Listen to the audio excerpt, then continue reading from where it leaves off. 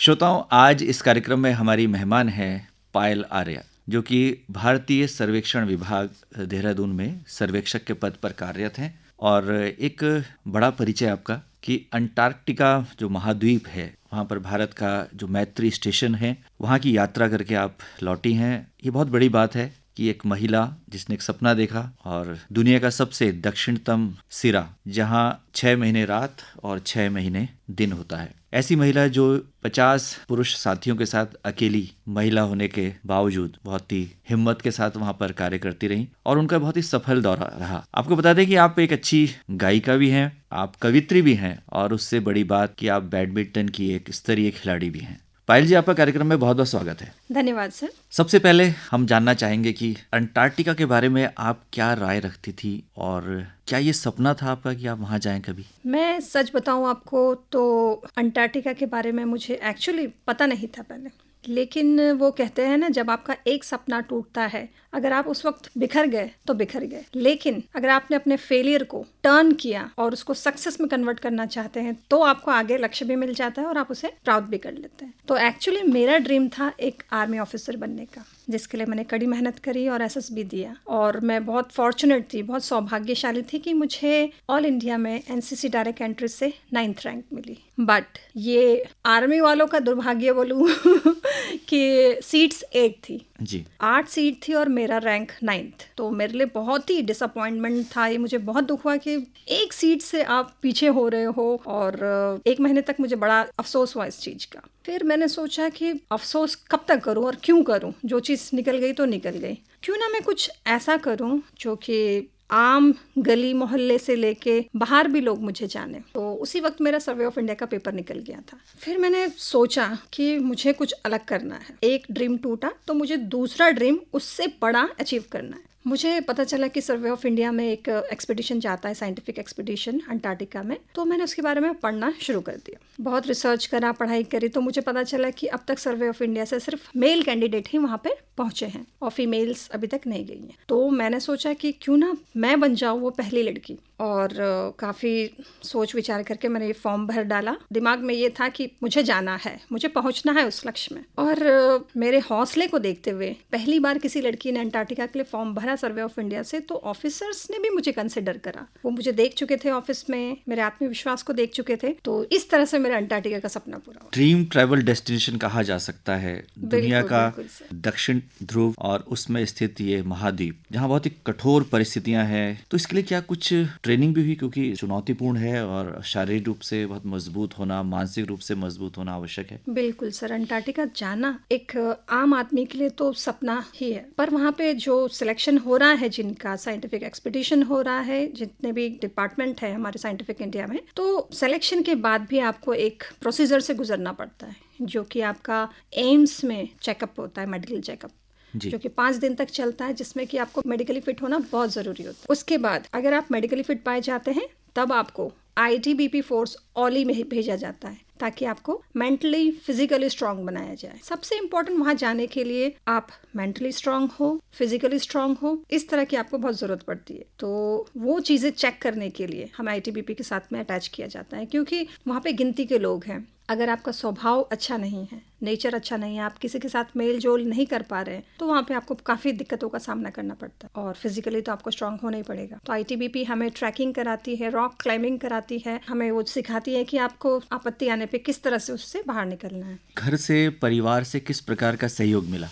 सच कहूँ तो एक्चुअली मैं मम्मी को तो पता भी नहीं था कि अंटार्कटिका है कहाँ। जब मैंने उनको बताया कि मुझे अंटार्कटिका जाना है, क्योंकि मैं ऑफिस की तरफ से फील्ड वर्क के लिए जाती रहती थी, तो कभी मुंबई जा रही हूँ, कभी चेन्नई जा रही हूँ, तो उन्होंने सोचा अंटार्कटिका भी होगा कहीं आसपास। हाँ ठीक है, कोई बात नहीं। फिर धीरे धीरे करके बात रिश्तेदारों तक पहुँची और किसी समझदार ने बोला कि अंटार्कटिका भेज रहे हो आप लड़की को, वहाँ से तो बहुत कम लोग वापस आते हैं, that kind of things were there. तो मम्मी को अचानक से पता चला और जब जाने का कुछ ही समय हो गया, मुझे पता चल गया है अंटार्कटिका कहाँ है। ऐसा कहा उन्होंने। मैंने बोला आपको घबराने की कोई ज़रूरत नहीं है, पर मेरी मम्मी क्योंकि एक आर्मी ऑफिसर की वाइफ है, तो आपको पता ही कितने स्ट्रांग होते हैं वो लोग, तो ठीक है कोई बात नहीं बेटा, अपना ध्यान रखना अच्छे से। और जब उन्हें पता चला कि अंटार्कटिका जा रही है लड़की, तो उन्होंने और देखना शुरू कर दिया, स्नो में जा रहा है, कभी फंस रहा है तो क्या, उन्होंने मुझे वो ट्रिक्स बताना शुरू कर दिया। देखो बेटा कभी बर्फ में धंस जाओ तो ये करना। एंड सच मानिए वो मेरे काम आया। एक बार काम के दौरान मैं वाकई में मेरे घुटनों तक मैं बिल्कुल बर्फ में घुस चुकी थी, और मेरे हाथ में जो रिसीवर था, हम रेडियो फोन था, वो सब गिर चुका था। मैं फ्लैट लेट गई, मैंने आंखें बंद करी, मैंने सोचा अब शायद कुछ हो जाएगा गड़बड़। मैंने मम्मी को याद करा, मैंने घर वालों को याद कर लूं। फिर मुझे मम्मी की बात याद आई कि मम्मी ने कहा था कि अगर बर्फ में इस तरह से घुस जाओ तो आपको किस तरह से अपना वेट को डिस्ट्रीब्यूट करना है। अगर आप एक जगह पे खड़े होकर पूरा वेट डाल देंगे तो आप डेफिनेटली अंदर धंस जाएंगे। मम्मी ने मुझे बताया था कि आप पूरा फैल जाओ, बॉडी को स्प्रेड कर दो, तो आपका पूरा बॉडी वेट डिस्ट्रीब्यूट हो जाएगा, जिससे आप हल्के हो जाओ। मैंने पूरा बॉडी वेट को डिस्ट्रीब्यूट करा, धीरे धीरे अपना पैर निकाला और रोल करते हुए बिल्कुल। तो मेरी मम्मी का एक्सपीरियंस मेरे बहुत काम आया जी। अब जानना चाहेंगे कि यात्रा जब शुरू हुई कहाँ से कैसे हुई? जी, हमारी यात्रा शुरू हुई थी जैसे कि हम देहरादून से पहले दिल्ली गए, दिल्ली से हम गोवा में हमारा जो NCPR का डिपार्टमेंट है जो कि हैंडल करता है इन सब चीज़ों को। अगर आपका एक बार चयन हो जाता है अंटार्कटिका के लिए तो NCPR इतनी अच्छे से आपका टेक केयर करते हैं, एवरीथिंग सब कुछ वो आपको करके देते हैं। आप गोवा पहुंचते हैं, वहाँ पे भी आपकी एक छोटी सी ट्रेनिंग होती है 1 हफ्ते की, जिसमें आपको फायर फाइटिंग सिखाई जाती है, मेंटली स्ट्रांग रहना फिर से सिखाया जाता है, वहाँ के रूल्स रेगुलेशन, साफ सफाई का किस तरह से ध्यान करना है, आपको क्या क्या प्रॉब्लम हो सकती है, सब कुछ आपको बताया जाएगा। गोवा से हम जाते हैं मुंबई से हम दुबई से केप टाउन में हमारा स्टे होता है। केप टाउन से एक्चुअली हम फ्लाइट पकड़ते हैं जो कि टोटली डिपेंडेंट होता है वेदर पे। जिस दिन वेदर ठीक होगा हमें बस रेडी रहना है कि आपको किसी भी दिन बोल सकते हैं कि आपको फ्लाइट में बैठना है। तो केप टाउन में हम काफ़ी अच्छा हमारा स्टे रहता है, जितने भी दिन मौसम ख़राब रहे आप आराम से वहाँ पे एंजॉय कर सकते हैं। और उसके बाद जैसे ALCI की तरफ से हमें हरी झंडी दिखाई जाती है तो फिर हम वहाँ से फ्लाइट लेके सीधा अंटार्कटिका जाते हैं। अंटार्कटिका जाने के 2 तरीके हैं, एक तो शिप से जाते हैं विया केप टाउन से जो कि निकलती है, और एक फ्लाइट भी है वहाँ पे, डायरेक्ट फ्लाइट। तो जब पहली बार आप अंटार्कटिका की जमीन पे उतरे, जमीन क्या बर्फ पे उतरे, तो कैसा महसूस हुआ, थोड़ा हमारे श्रोताओं को बताएं। मैं किन शब्दों में उसको बयां करूँ, मेरे लिए आज भी मैं उसे याद करूँ तो मुझे इतनी खुशी होती है। जैसे ही फ्लाइट लैंड करने वाली थी तो पहले तो मन में था कि अच्छा हम बर्फ में लैंड करने वाले, वो बहुत बड़ा एक सवाल था मेरे दिमाग में था कि बर्फ में हमारी फ्लाइट लैंड करेगी, कैसा रहेगा, क्या होगा। बस मैं सोच रही थी बस लैंड कर जाए पहले। जैसे ही फ्लाइट ने लैंड करा उसके बाद मैंने अपने फ्रेंड्स लोगों को आगे भेज दिया। मैंने उनसे कहा जैसे ही मैं फ्लाइट से निकलूं और पैर रखूं इस अंटार्कटिका की बर्फ में मेरी फ़ोटो खींच लेना। तो मैं सबसे लास्ट में थी फ्लाइट में, मेरे फ्रेंड्स निकल चुके थे, और जैसे ही मैं बाहर आई तो मेरे पास फ़ोटो खींचने वाला कोई नहीं था, सब अपने फ़ोटो खींचने में व्यस्त हो गए। मैंने एक पैर रखा बर्फ़ पे और अपनी खुद की फ़ोटो खींच ली पैरों की। तो वो मोमेंट मेरे लिए ऐसा था कि मैंने अचीव कर लिया मेरा ड्रीम। अब मुझे इतनी खुशी और तसल्ली है लाइफ में कि हाँ, मुझे लगता है कि मैंने कुछ किया है जिसके बलबूते पे मैं आगे बहुत खुश रह सकती हूँ। बहुत बधाई की पात्र हैं पायल जी आप कि अपने सपना देखा और उसको पूरा किया।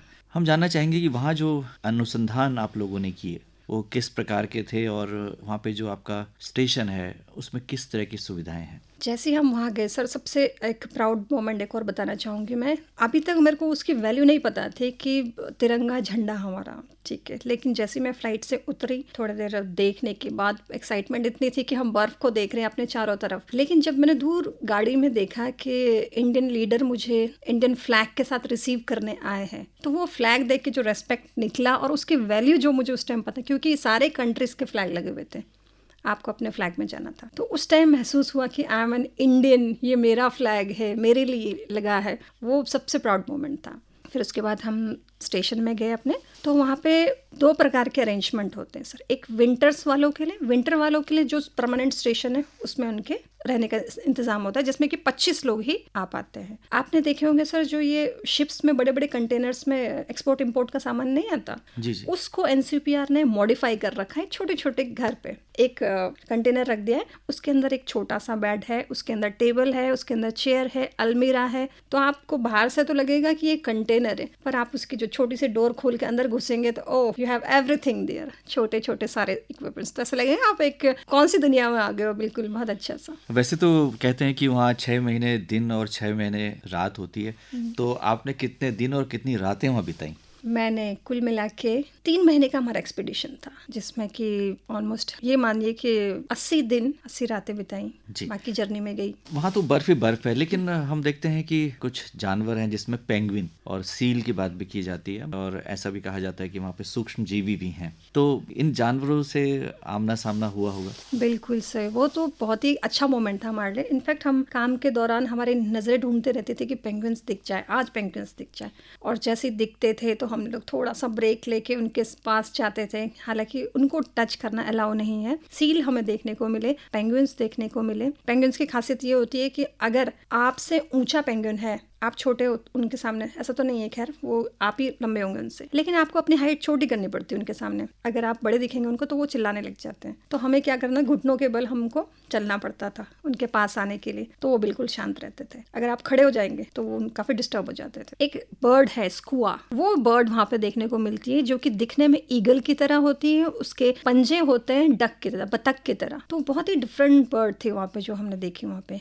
और एक स्नो बिटल भी होती है, वो तो बहुत लकी टाइम होता है आप जो देख लें उसको, लेकिन आपको स्कुआ देखने को मिलेगा वहाँ। जी, अब एक प्रश्न जो अजीब सा भी लग सकता है कि कितनी ठंड होती है वहाँ? अच्छा, मुझे नॉर्मली वैसे बहुत ठंड लगती है, तो एक चीज़ था दिमाग में कि मैं अंटार्कटिका जा रही हूँ तो वहाँ पे मुझे कितनी ठंड झेलनी पड़ेगी। लकीली हम गए थे समर में, जो कि यहाँ का विंटर है। दिसंबर में गए थे हम, तो वहाँ के लिए वो समर है, क्योंकि पोल चेंज हो जाता है। तो मैं जब गई थी तो वहाँ पे उनके लिए गर्मी था तो -17 -20 टेम्परेचर था। बाकी विंटर्स में -50 तक जाता है वहाँ का टेम्परेचर। बहुत ही ज़्यादा ठंड, आपको अपनी सुरक्षा खुद करनी है। आपको सारे इंडियन गवर्नमेंट की तरफ से इतने अच्छी क्वालिटी के कपड़े दिए जाते हैं कि आप ये समझिए कि पूरी आपकी का ख्याल रखा जाता है। इंडियन शेफ भी वहाँ पे रहते हैं, खाने पीने की कोई आपको कमी नहीं होती है। आप जो भी रेसिपी बोलेंगे वो बना के आपको देगा। तो एक बार आप वहाँ पे पहुँच जाए तो आपको पूरी गवर्नमेंट की तरफ से पूरी सपोर्ट दी जाती है। अन्य देशों की बात आपने की, उनके भी एक्सपेडिशंस वहाँ पर आते हैं, उनके साथ भी कुछ इंटरेक्शन आपका हुआ? बिल्कुल बिल्कुल सर। सबसे अच्छी बात ये है कि हमारे 5 किलोमीटर में रशियन स्टेशन था, और जो मेरा काम था वहाँ पे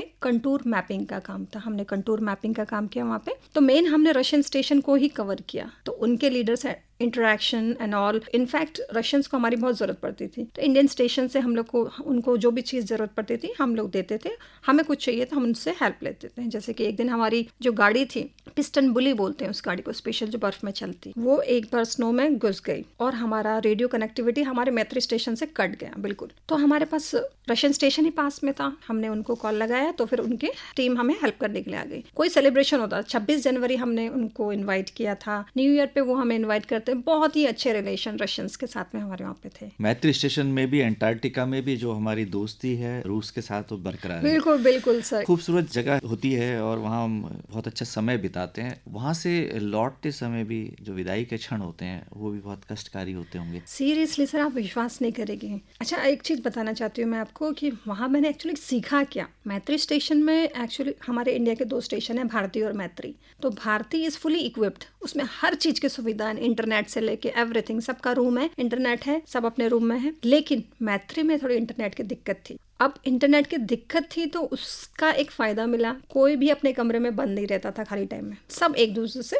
मिलते थे, बात करते थे, समय बिताते थे। तो वहाँ मुझे ये सीखने को मिला कि हम ज़्यादा से ज़्यादा समय अपना आजकल मोबाइल व्हाट्सएप में यूज़ कर रहे हैं, और जो सामने है हमारे उनको तो देख ही नहीं रहे, उनसे बात ही नहीं कर रहे। तो वो चीज़ मुझे सबसे अच्छी लगी। वहाँ पे हम इंटरेक्शन करते थे, एक दूसरे से बात करते थे, एक दूसरे पूछते थे एक दूसरे को। आपके शौक क्या है पायल जी? सच कहूँ तो सर, मुझे हर काम करने में बहुत ही मज़ा आता है। मुझे तो इनफैक्ट लगता है कि ज़िंदगी कितनी छोटी है, मुझे तो बहुत कुछ करना है। लाइक मुझे गाने का शौक है, मुझे डांस का शौक है, मुझे शायरी का शौक है, मुझे पोइट्री का शौक है, मुझे बैडमिंटन खेलने का शौक है, मुझे घूमने का शौक है, दोस्तों के साथ बातें करने का शौक है। मुझे लगता है कि ज़्यादा से ज़्यादा मैं सीखूं, तो मुझे काफ़ी चीज़ें पसंद है। तो एक कविता हो जाए तो मैं अभी आपको एक अपनी स्वयं रचित कविता सुनाना चाहती हूँ, जो कि मैंने कल ही लिखी है। मेरी कविता का शीर्षक है मेरे देश की मिट्टी।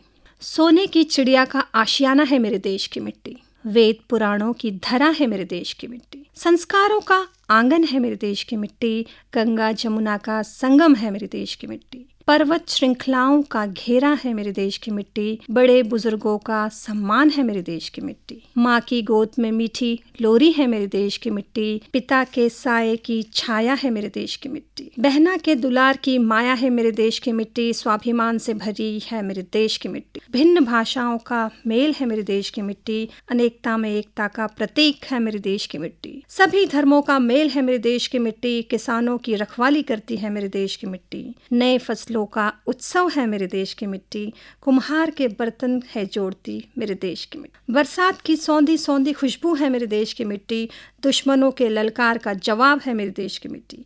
देश भक्तों के माथे का तिलक है मेरे देश की मिट्टी, वीरों के बलिदानों की कहानी है मेरे देश की मिट्टी। वाह, जितना खूबसूरत जज्बा है आपके अंदर वो इस रचना में भी देखने को मिला। और निश्चित तौर पर भारत का प्रतिनिधित्व आप कर रही थी उस मैत्री स्टेशन में। लेकिन पायल जी, आपका साक्षात्कार सुनकर हमारे बहुत सारे श्रोता हैं जिनके मन में भी होगा कि काश वो भी जा पाते अंटार्कटिका। क्या आम व्यक्ति अंटार्कटिका जा सकता है? ये बहुत ही अच्छा प्रश्न किया सर आपने। जैसे कि अभी तक हमको ये पता है कि साइंटिफिक एक्सपीडिशन से ही ये हमारे जितने भी गवर्नमेंट डिपार्टमेंट के ही लोग जा सकते हैं, लेकिन ऐसा नहीं है। मैं अब सारे स्टूडेंट्स से अपील करना चाहूँगी, उनको बताना चाहूँगी कि अगर आप पीएचडी कर रहे हैं किसी पर्टिकुलर सब्जेक्ट पे, अगर आपको एनसीपीआर गोवा के बारे में पता है तो आप प्लीज़ थोड़ा सा रिसर्च करिए। अगर आप पीएचडी अपनी स्टडीज़ कर रहे हैं तो आप अपने प्रोजेक्ट सबमिट कर सकते हैं एनसीपीआर को, उनसे कांटेक्ट कर सकते हैं। इनफैक्ट वो आपको सीट्स भी देंगे जाने के लिए, आप उनसे कांटेक्ट करिए। वहाँ से अगर आप पीएचडी भी करते हैं तो आपके पास भी अपॉर्चुनिटी होती है कि आप अंटार्कटिका जाएं रिसर्च स्टडीज़ के लिए। बहुत सारे लोग इस समय आपको सुन रहे हैं, खासतौर से महिलाओं की बात मैं करना चाहता हूँ। आप